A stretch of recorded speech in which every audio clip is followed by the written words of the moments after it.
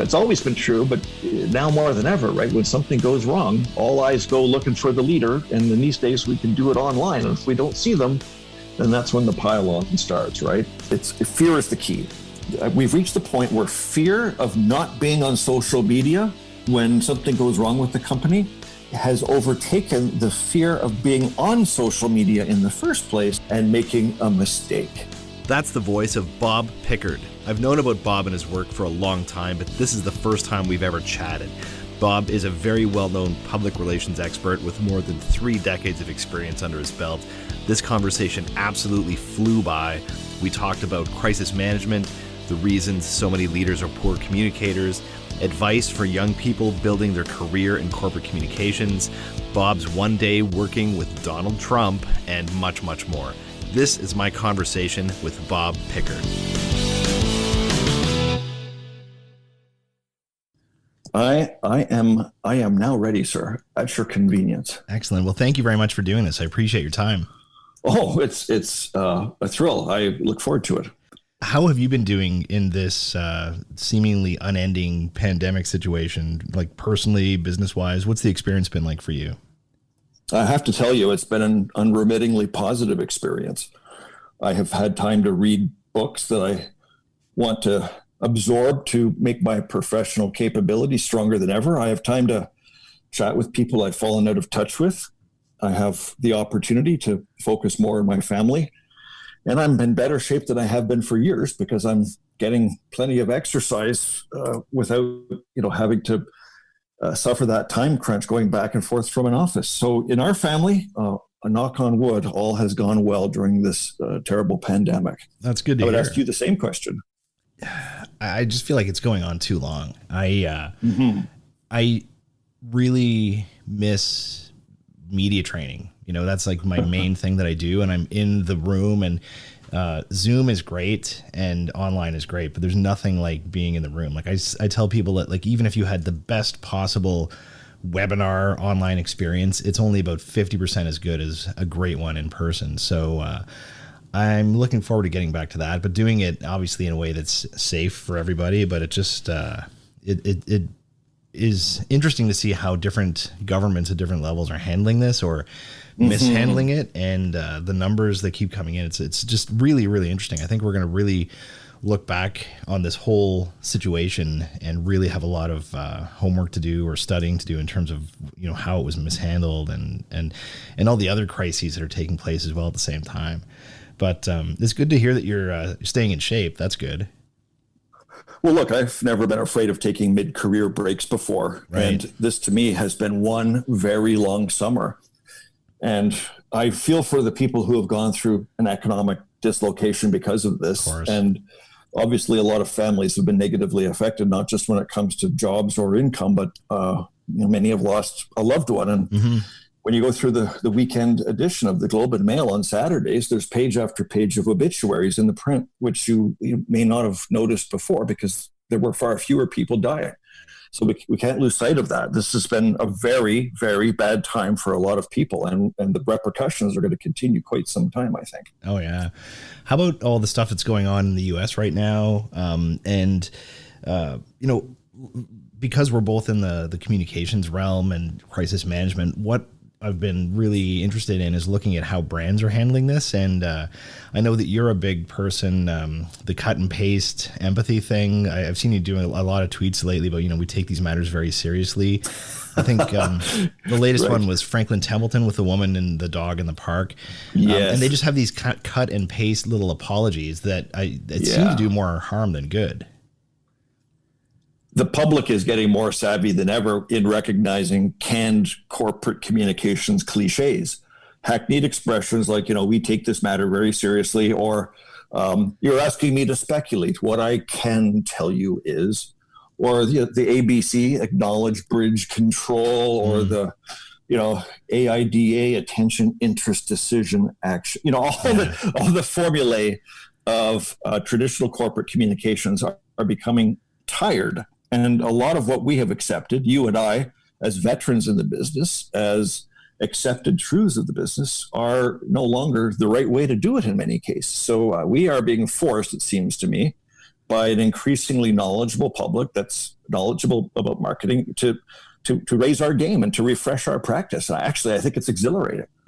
I think it is very positive as well, but just to look, this stuff is so easily accessible. You know, like we've never had so much information at our fingertips, yet there are so many executives who just don't get this stuff or just don't make an effort. Like the latest one I saw, sure, you've probably seen this, was the long-term care executive who was on the online call with some families, and then she closed her laptop and thought that the call was over, but her audio was still on, and she was allegedly mocking the families and that kind of thing. And then she was canned from her job. That I don't know. It just seems like one after another. And so you have, like, we take these matters very seriously. It actually becomes the opposite. We don't take this seriously at all, but we want to put this little Band-Aid on it to make it kind of go away for the day. And I think people are really skeptical and pessimistic about a lot of corporate communications these days. Creates a conundrum, though, doesn't it? Because in the old days, when we were growing up in traditional corporate comms, the glass was always half full. We would pivot to the polished key message, and everything was going great. To admit imperfection was almost to concede weakness, and the executives would come across, in many cases, I think, as overly plastic, more like machines or things or key message automatons, and less like real people. And I think now we obviously want an authentic communication of who you really are when we hear from an executive in the media, for example. But it's almost like authenticity has been overvalued now because, well, look at Trump, right? He's odious. He's a would-be fascist. He's an authoritarian. He may be a racist. All of these things. But, well, you know what, though? At least he's authentic. We know it's really him who's saying these things. And I think there's been an overvaluing of that authenticity currency. And yet, to this day, since Trump was elected in 2016, I feel like people who try to be too perfect, too polished, or there's no concession of a flaw or of a raw opinion, these people don't sell well anymore. Right. It's the ones who speak in more human terms who get the message across. I agree. One of the things I've been telling clients lately, someone might be dealing with an issue or they have a potential crisis on the horizon, and their go-to is like, hey, should we put a news release together? And I'm like, well, yeah, that seems like a kind of a 1985 thing to do. Like, first of all, who's your audience? Like, your audience is not going to see a news release. The media is not going to pick up your news release. And so I ask people, like, what is it that you're trying to get people to think or do differently? And so one of the tactics that I've been recommending lately, and it hasn't gone over very well with most of them, is I said, instead of a news release, why don't we'll take a camera and we'll do a 2.5 minute video of you just talking. We might have to shoot it 9 times, but we'll get just a video of you from your heart saying the right things, and we'll put that on Twitter for your company. And they're like, I don't want to do that. Yeah, well, that's a great way to respond to the current imperative in corporate communication. Back in the 80s, Roger Ailes, the disgraced Fox News architect, he wrote this book. You may be familiar with it. You Are the Message. Did you ever read that classic? I haven't seen that, no. Well, the subtitle of that book is Getting What You Want by Being Who You Are. And I think that has remained pretty good communications advice. Most people, if they want folks to agree with them, to see things through the same lens, buy the stock, want to join the company, give them money, whatever the objective is, it's actually being who you are at your best, and not just reading some script that you didn't write, or emphasizing emphasizing messages like a key message automaton. That's what's going to get the job done. So I think it's really cool that people would feel in a courageous way these days a license to be radically transparent, to be true to who they are. But it's not like there shouldn't be some calculation to it or some strategy that underlies it. I mean, you can decide, okay, this is the stuff about me, the way that I truly am, that I feel comfortable sharing in public. And this is the stuff about me and my life that, well, I think is really in the private domain. And you can demarcate what it is that's going to get out there. And you can talk about, you can calculate when you're going to do that, how you're going to do that in terms of tactics. So it's okay to have a plan. Plans are increasingly becoming obsolete, it seems to me, but I think we should redouble our efforts when it comes to thinking these things through before just turning on the Twitter feed and communicating whatever it is that comes into your head at any given time, which seems to be what a lot of people end up doing. Oh yeah. It's so funny. Like they don't, I'm sure there are some business schools that do dabble in communications, but as a rule, I've dealt with a lot of people who've gone through MBA programs who are like, they never taught us this in school. Like how did we not learn the basics of media relations, media interviews, crisis management, crisis communications? Like that to me seems to be a huge Achilles heel or vulnerability with sending these executives out in the world. And they're basically hoping that it doesn't happen to them. And if it does, like I tell people, you can't get great at this the day that the crisis happens. You need to build up that muscle over years. And so right now we're seeing almost every organization is in a state of crisis in some way, shape, or form. And you're really exposing the people who know how to do it and the people who don't. That's right. And I think that gives us an opportunity. It's a rallying cry, it seems to me, to change all that. And we are the professional communicators who understand how to persuade people to do and think what we want them to do and think, including how to properly understand communications at the state of the art, how to assign a proper value to it, how to make sure that it's understood, respected, and effectively utilized. We could blame dumb executives or guys who don't get it, or we could do that until our face turns blue. But actually, the burden is on us to communicate this and to go into different complex organizations and make sure that they really do understand the critical business building value of what it is that we're offering to them.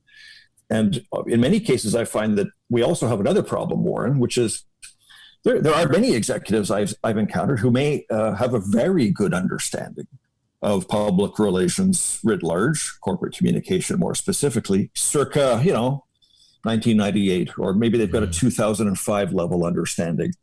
But very few, including senior leaders in our own industry, are the people who know communication in its current format. And I think what we do for a living has radically changed, not just in the last few years, but indeed in the past few months with the COVID-19 situation driving that in these last few weeks. Oh, dramatically. Like the timelines have compressed incredibly to the point where you almost need to be jumping into the conversation within minutes and not hours. It used to be, back in the day, it was, within 24 hours.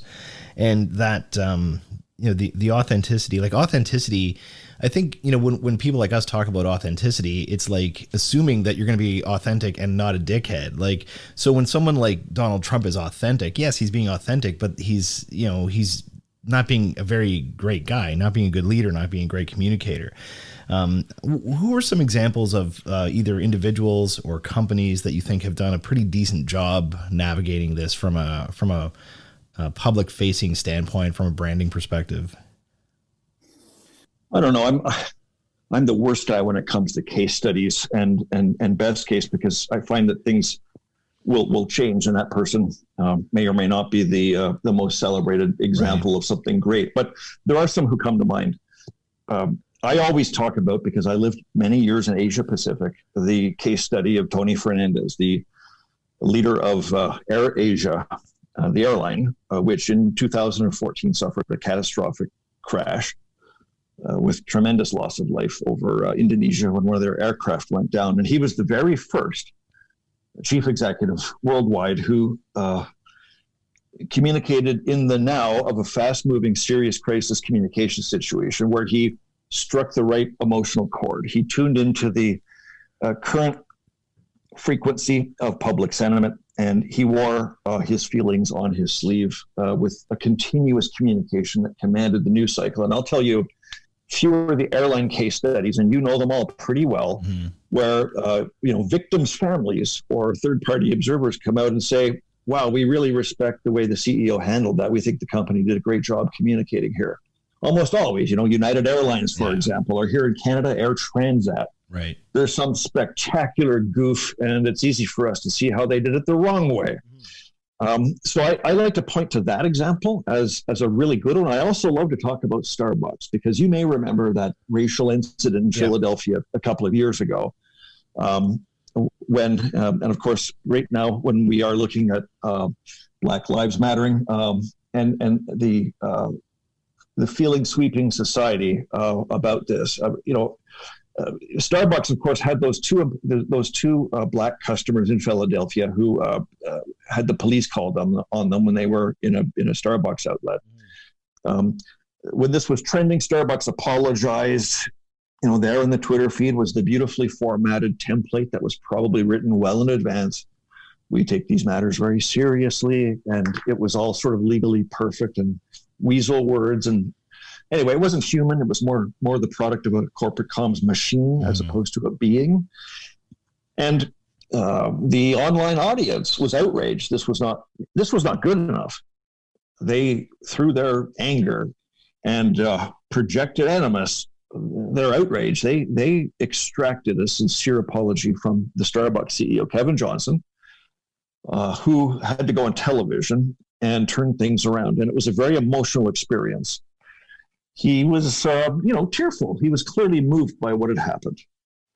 Well, guess who the CEO was, who was the most prominent Fortune 500 CEO to start using Twitter in the fall of that year after this incident where they turned on the dime and rescued it was Kevin Johnson. So Kevin Johnson became a direct-to-public leadership communicator on social media after he had realized that because he wasn't on social media, he hadn't been able to really effectively deploy.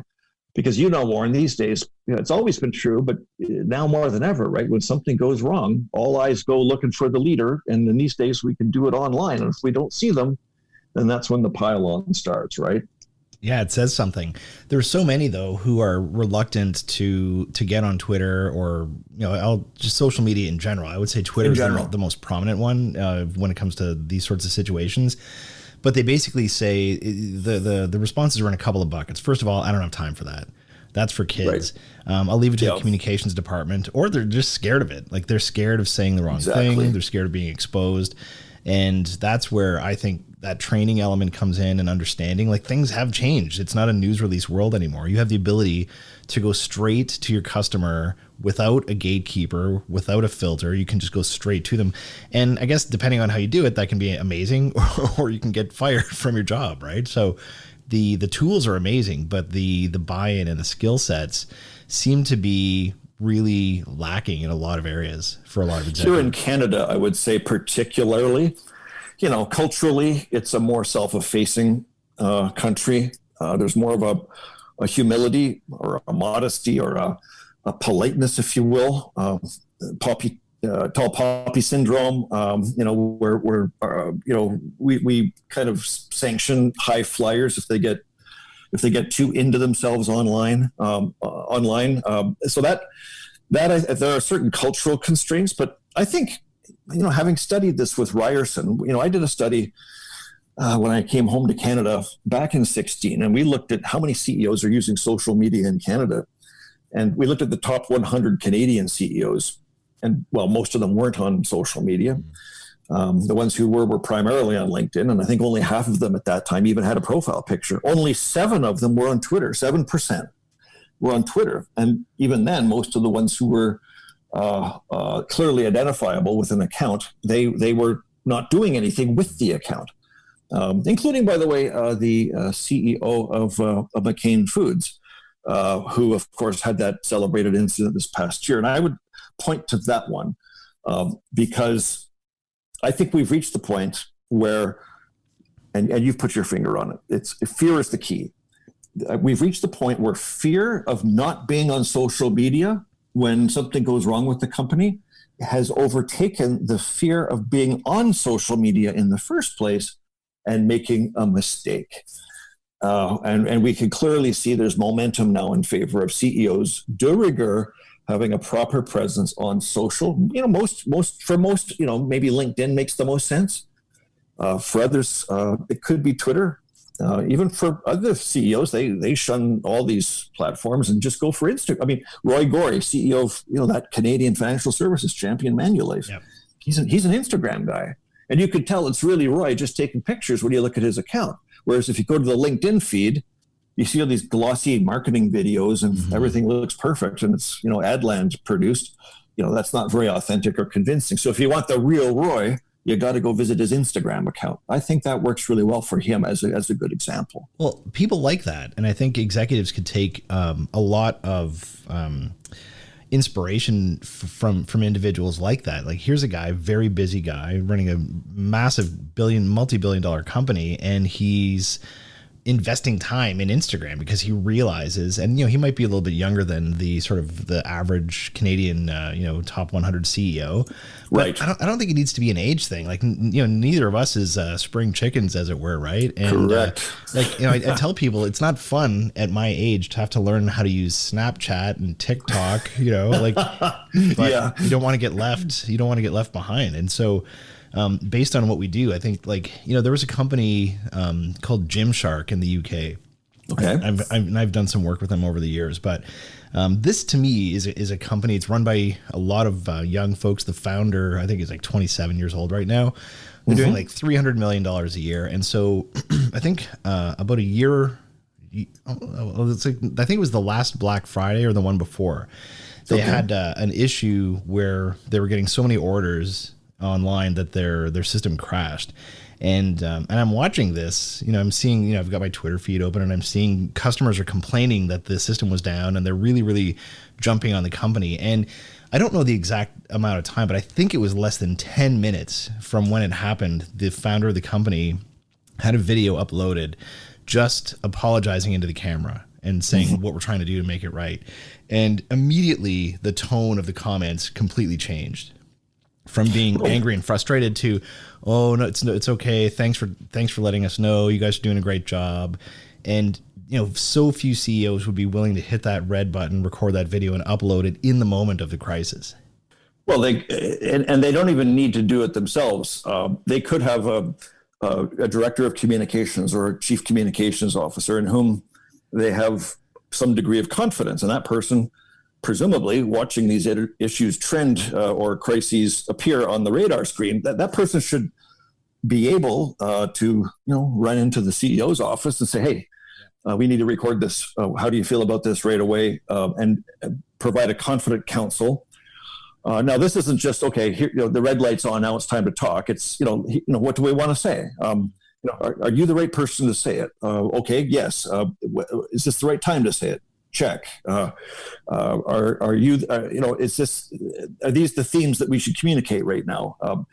So that could all be done, though, as you know, very quickly. Yeah. So I think you could have something that's quick, maybe a quick and dirty, sort of not necessarily perfect, but very authentic and real communication of CEO information, and that establishes the CEO as the source of record early in the news cycle, and they could establish command over what's being communicated. That assumes, of course, that they would continuously communicate and be more fluid communicators than episodic or interval communicators. Sending out news releases at predetermined intervals. I think a good example here in Canada of how not to do it was recently. You may recall Via Rail had the problems with the blockades. Yeah. And it took several days for the CEO of Via Rail to appear in a video where clearly she was reading from cards. And she was trying to be very correct. And, I don't want to just make these easy, facile, critical drive-by comments about how somebody didn't get it right. I mean, if you're not a communicator, it's not necessarily easy, but, it took them days to do it. By then, people had moved on.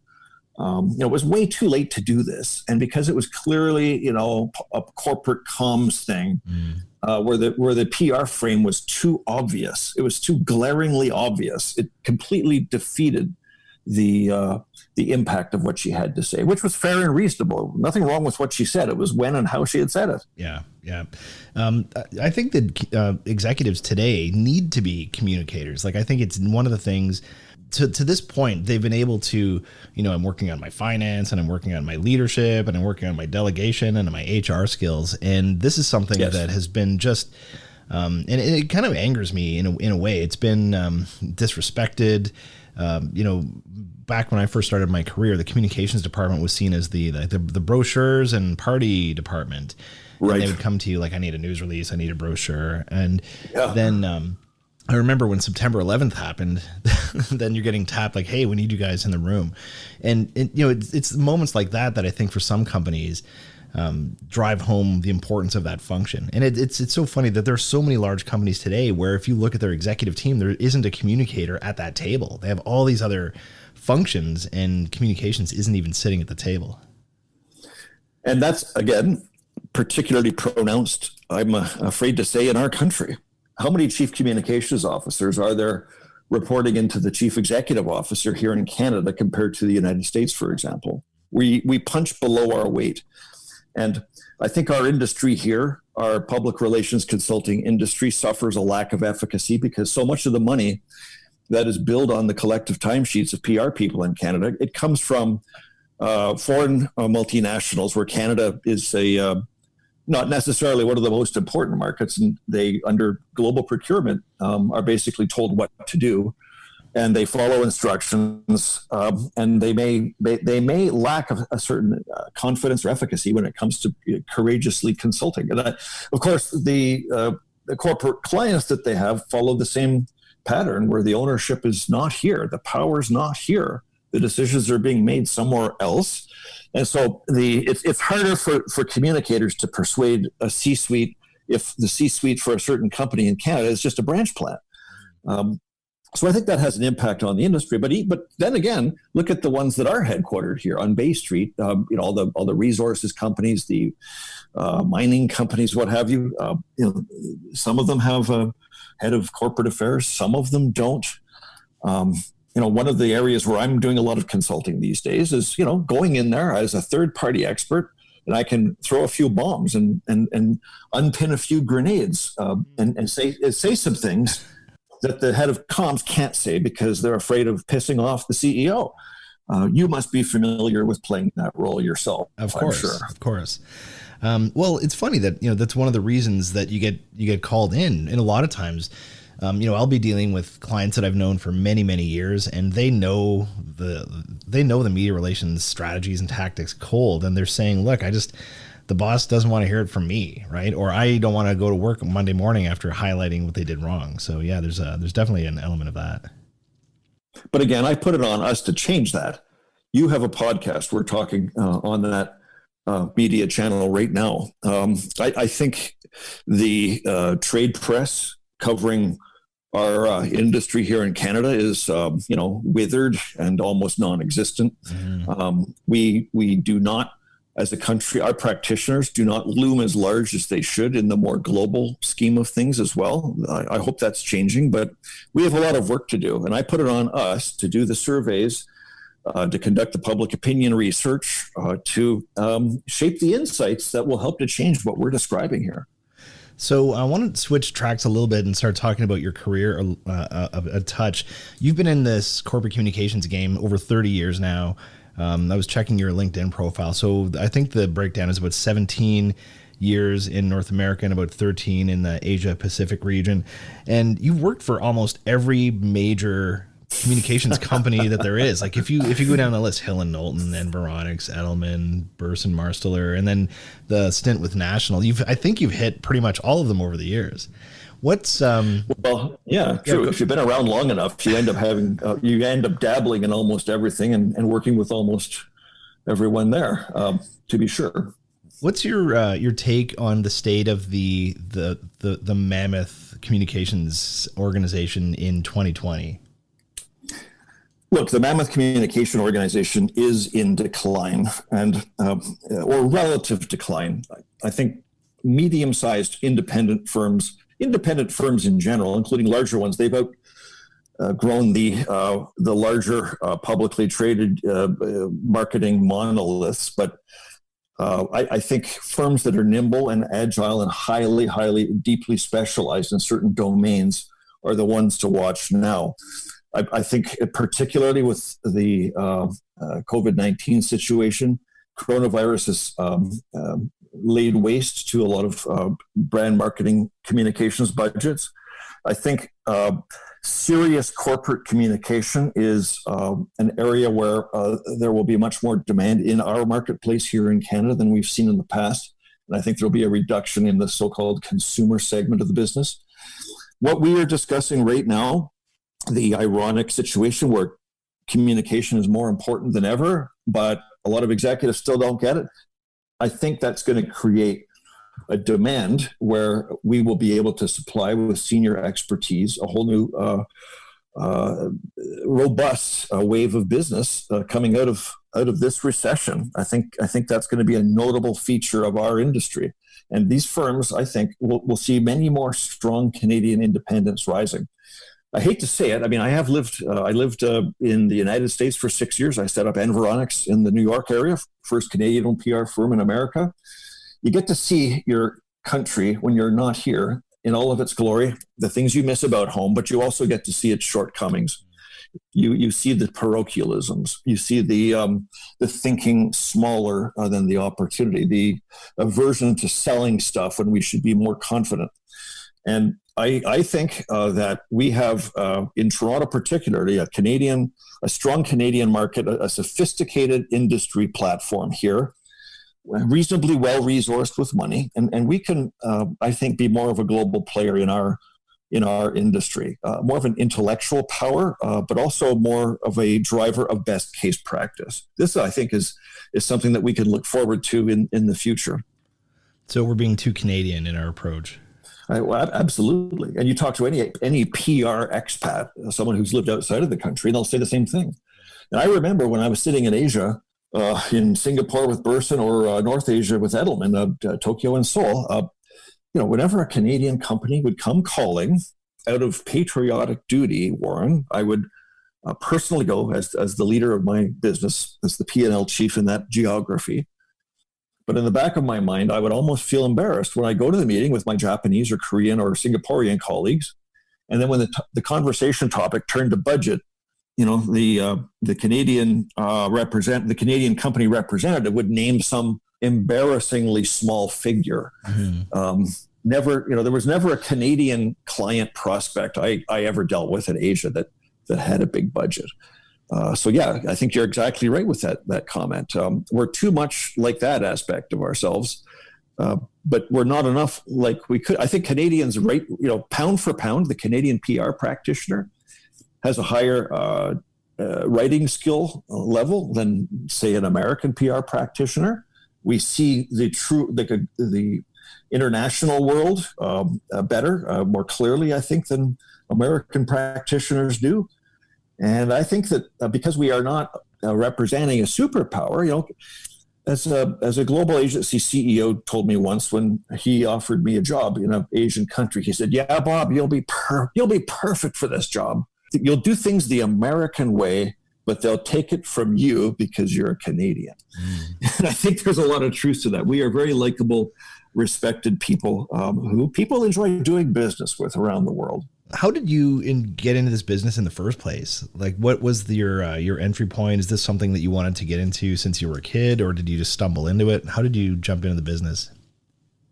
Well, I worked in public affairs at a very young age in Ottawa as a teenager. I worked in Joe Clark's office and very active on his leadership campaigns when it was Clark versus Mulroney back in the 1980s.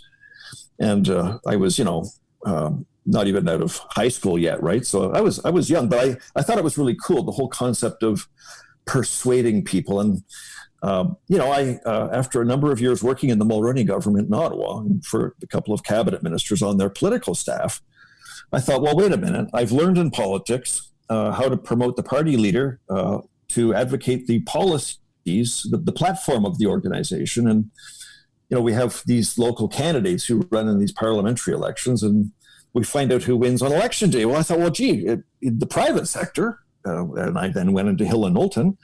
Well, we don't have a party leader, but we've got a CEO, and we don't have policies, but we have a vision or a mission, and we don't have local candidates, but we have products in the marketplace, and every day is election day. And I thought there was a complete portability. It fit like a glove.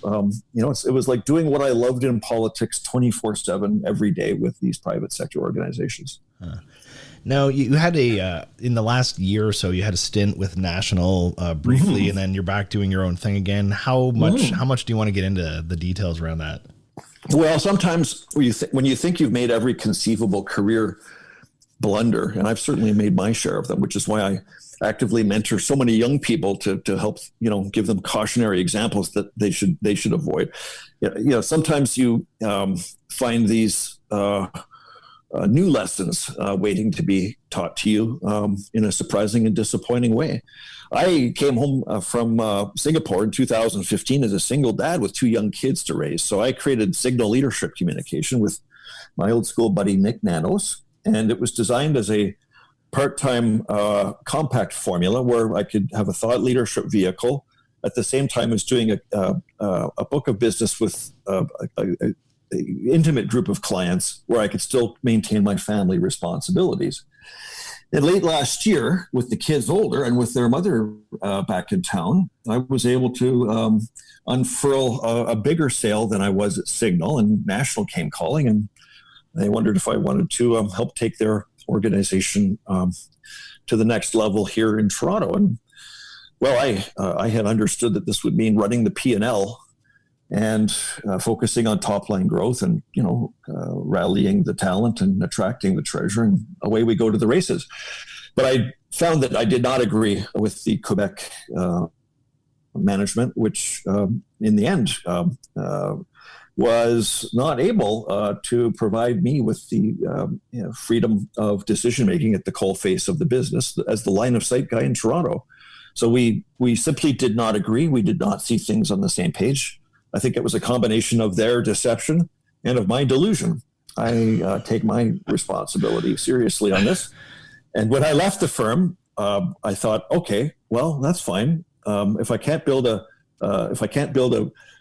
practice that is social media savvy, a corporate practice that is focused on my interests of leadership communication and social in all respects, social media, social capital, social reputation, social purpose, then I'll do it myself with my own hand and my own heart. And so I'm currently working on a plan for a new and improved relaunch Signal. It may be called that. It may be called something else, coming in September.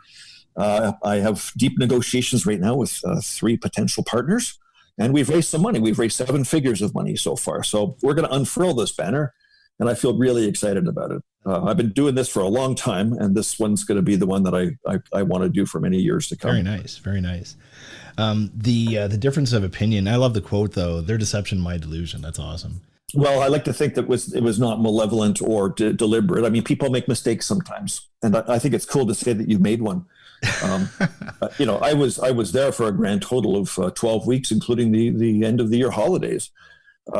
But I was able to meet. I met with every single of the 100 people in my office at National. I had a real connection, particularly with the Generation Z people, who have a lot of ideas and ambitions. I think I'm a Gen X guy. I'm sort of at the beginning of X or the end of the boom.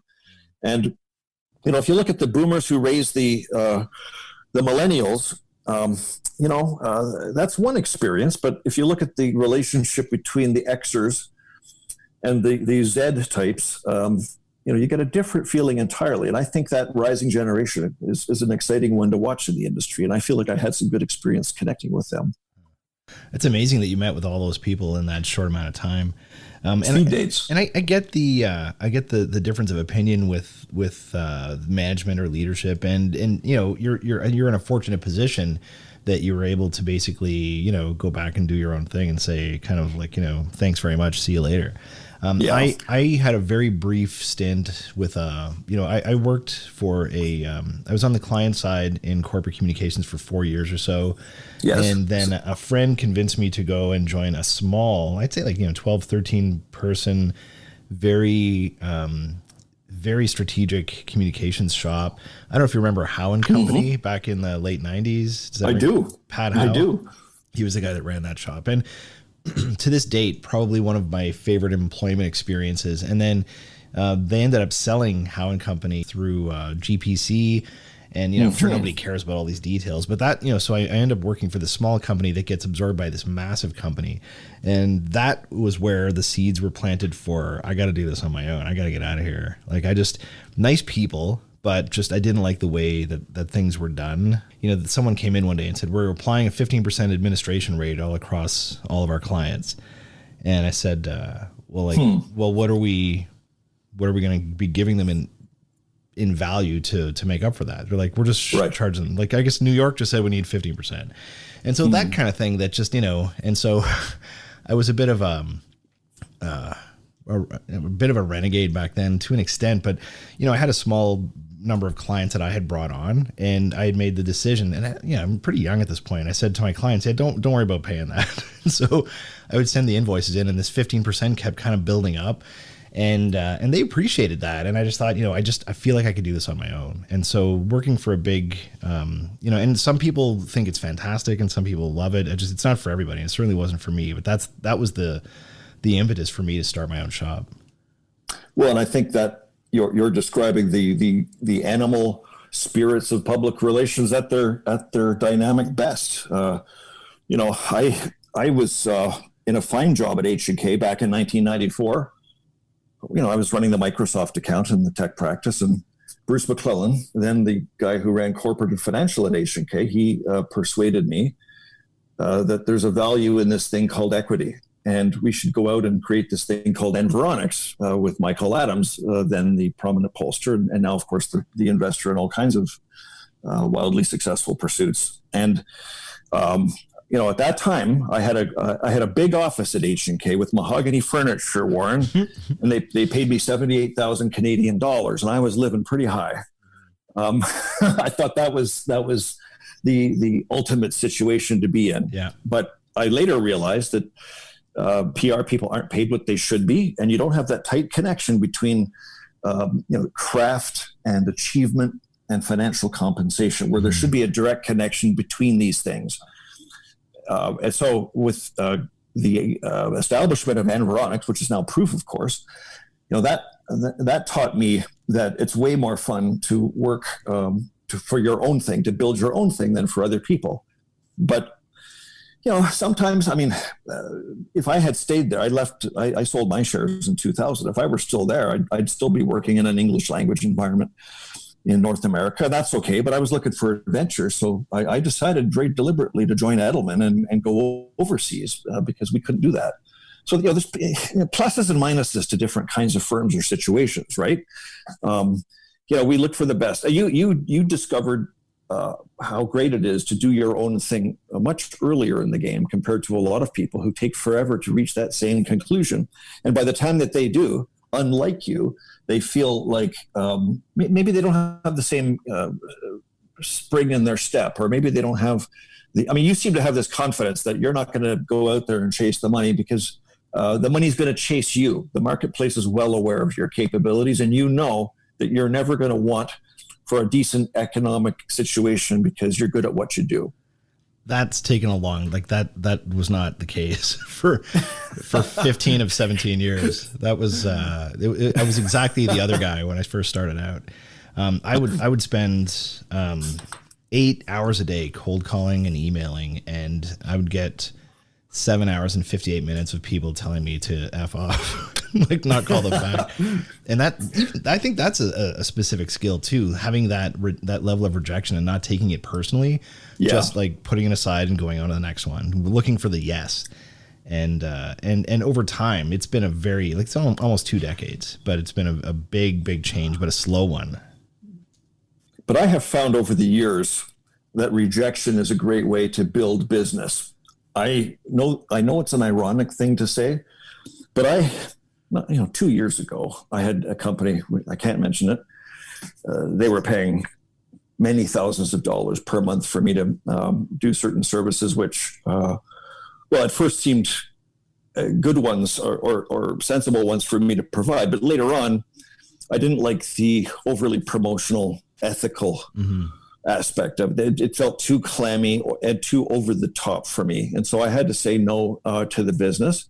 And this was my largest client at the time. And they paid a lot of money.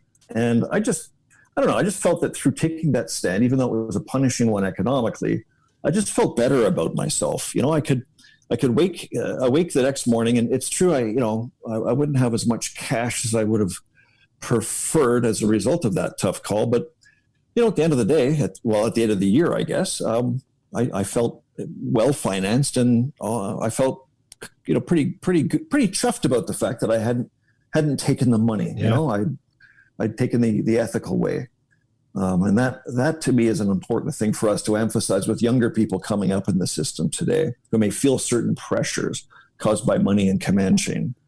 I was going to ask, you know, you talked about mentoring young folks earlier, and I really wish that I was the age that I started my business. I wish that was happening now.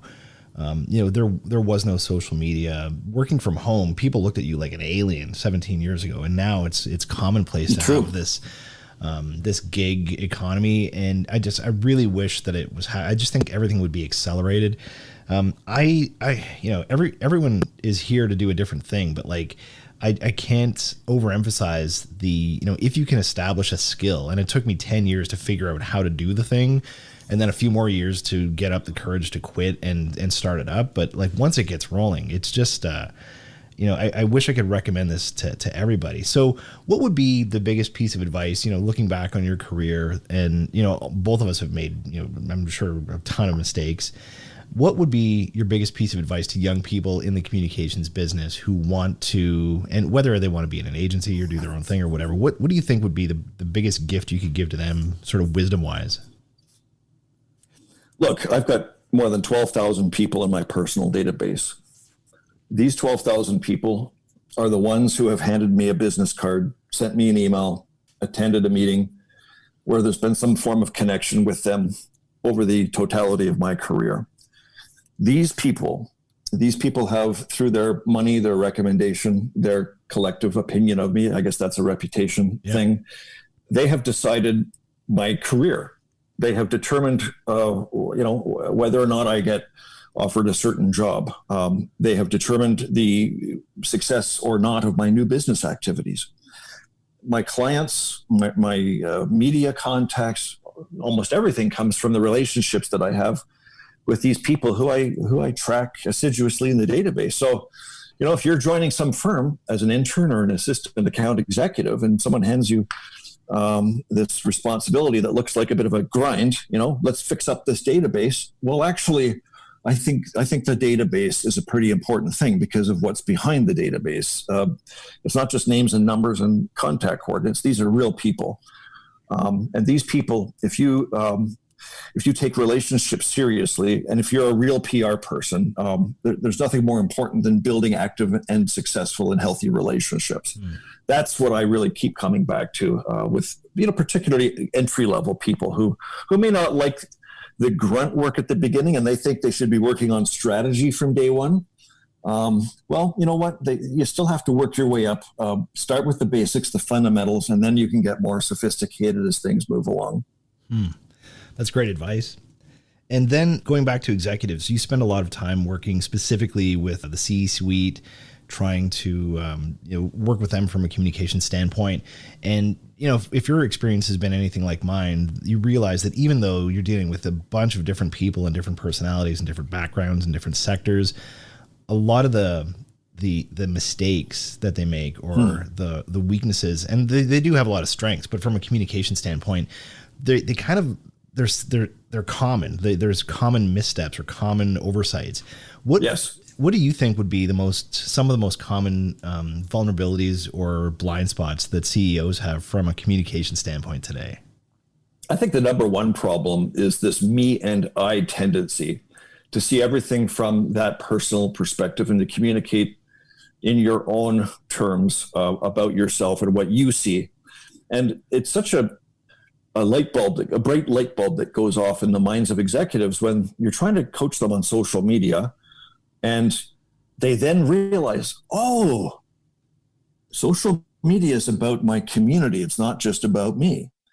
And you do an analysis of your typical CEO's tweets, for example, and you'll find that the vast majority, we're talking 90% plus in most studies, will be about what they are doing. And there's a much smaller percentage that would address the sensibilities or see the world through the lens of an employee or a customer or the other person. And I don't know if you ever read Dale Carnegie, How to Win Friends and Influence People, 1936, but make the other person feel important and do it sincerely. Speak in terms of the other person's interests, not about yourself. That, I think, is the most important thing for a lot of the CEOs to realize and keep in mind as well. And, you realize this when you're older and more senior.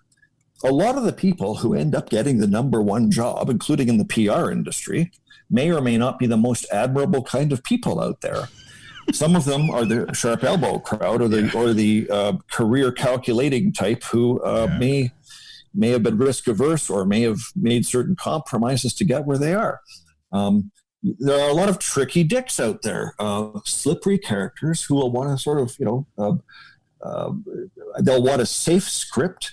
They'll be afraid to show who they truly are. And in some cases, when you get to know certain executives, you think, how the hell am I going to authentically communicate who this person really is? Because actually, this person isn't that likable. This happens all the time. It's a conundrum. Here we are saying everyone should be transparent and authentic, but sometimes the reality is not going to. Yeah, you don't want to see what's behind the facade. That's right. Well, and you don't want to be a facade creator. I look at the Trump effect. I mean, when Trump started tweeting and he won the election through his Twitter account in 2016, I saw a pronounced impact on executives. Nobody except a fairly small number, I think, wanted to be like him. I think most were horrified by the way he uses Twitter, but they sure as hell for the first time could feel the power of the thing to shape outcomes in a way they never had before. So while they don't see him as a role model, they all took it seriously from that point forward. And I worked with Trump. He was a client back in 2001 when the Trump International was a twinkle in his eye at that time. And I found that he had a real eye for publicity, for engineering the car crashes, the contrast factor that drives a lot of media coverage. And I see him just applying on Twitter today the Manhattan tabloid tactics he used in 1986. It's just another channel for him to do what he's always done. So you met him? Oh, sure. I spent a day with him when he was here in Toronto. Okay, details. Well, look, he wondered what the key messages are for he was a very open-minded, a very gentlemanly, polite, easy to handle executive. And he wanted me to lead, to show him where to go, what to say, who to say it to. And he was very comfortable dealing with PR people. I could tell, too, that he saw himself as really good at PR. Right. Now, before I took on the Trump assignment, I asked a certain global CEO in New York who I later worked for, what do you think of Donald Trump? He's just signed up to work on, I'm going to be working with him on this. And he said, total asshole. And I thought, okay, well, so I braced myself, but I worked with him and wow, I found nothing of the kind. I wondered about some of the Howard Hughes stuff. Like he didn't shake hands, right? Right. Germaphobe. You want, the germ stuff, maybe. Of course, that was just sort of a billionaire eccentricity thing that made him all the more interesting. I also found he was very interested in certain very attractive female journalists. I remember there was one lady attending an event I organized from CTV. She is still on the air today. I doubt she'd want me to mention her name. And she said, and Trump he said, wow, she's very interesting. Tell me about her. How well do you know her? And he asked her the first question in the press conference, which we organized. And he seemed a pretty, he seemed very interested in women, and in the way that, and at that time, keep in mind, it's 16 years ago, but he wasn't a teenager then. But, sure. he sure had a more youthful, sort of a college level interest in the female journalists who were there. So that's clearly part of my memory. In most, I'd say 90% of the media training sessions I do, someone will ask something about like, so Donald Trump, like, how does he get away with this? Or why, should we do the stuff he does? And I'm like, don't do anything. Don't do anything that he does. And I said the reason he gets away with it is he does understand the basics of public relations very well. And he understands how to manipulate those levers of change, controversy, and human interest. But it's just in a very self-congratulatory and you said car accident in a very inflammatory way. Like someone told me, I don't know if this is true, but the first time I remember ever hearing the name Donald Trump, I was a kid and I was watching that show, Lifestyles of the Rich and Famous. And I saw him walking down the street in New York with this long overcoat and a group of photographers in front of him walking backwards, snapping pictures with the flashes going off. And someone told me later, like many years later, that he had actually paid those photographers to follow him around and take pictures of him to create that whole, the Emperor's New Clothes and that whole illusion. And so I was skeptical at the time, but now it's like totally on brand. I think his public relations prowess got him elected as president of the United States. And as you know, the stuff that we do, that we know, is extremely powerful stuff, right? Yeah. And you can use it for positive purposes. This is called public relations. This is ethical persuasion, right? Or you can be a demagogue and you can try to, in a malevolent way, trick people into doing stuff that may or may not be in their interest by hoodwinking them. And, obviously this cuts both ways. And this is why, a couple of weeks ago, I was named to this new body, the PRCA, the largest PR organization in the world. They have a new ethics council, which I'll be actively participating in as the representative here from Canada, because our industry has an obligation to refresh its ethical stance when it comes especially to artificial intelligence and to the use of, with the decline or the retreat of the traditional media, what's owned or what's synthetic or what's real. And of course, with the deep fakes coming on stream, we have all of these ethical questions that we must now process and have a point of view on so that we don't, in the future, have our techniques, our tactics, our strategies being debased and used for ill to the extent that they have been with perhaps one of the case studies we've just been discussing. Anything else you want to wrap up? I know I want to respect your time. I know you've got to hit the road soon, but anything else you want to mention before we wrap up? Look, Warren, I think for you and for everyone else, I mean, there's never been a more beautiful time to be alive doing public relations. We're only really now starting to hit our stride. And I think we're entering into this golden age where the senior practitioner, and I am including you in that category, and me, as you know, when you hit a certain age in PR, it's been a fairly ageist situation, right? The senior person sort of disappears, right? And the average age in PR is relatively young.